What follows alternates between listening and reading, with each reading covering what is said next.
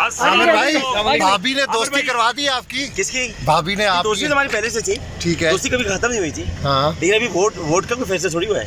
आमिर भाई मुलाकात में क्या हुआ? मुलाकात में बहुत अच्छी बातें हुई हैं, बहुत ज़बरदस्त बातें हुई हैं और मुल्क कौम के बारे से बड़ी अच्छी बातें हुई हैं। और खान साहब पूरी उम्मीद है कि तहरीक एतमाद नाकाम कायल करके आए ये कायल हो गए हैं। मैंने उनको कायल किया। मैंने आपको कहा था ना आप यहाँ पे आएंगे तो हमारे से आपकी मुलाकात होगी। कायल कर लिया मैंने उनको।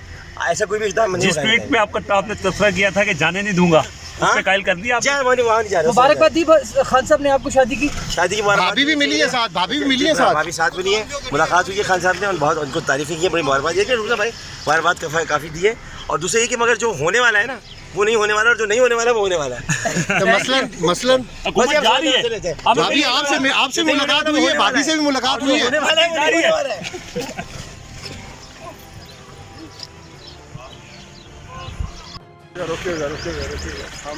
साथ लगेगी।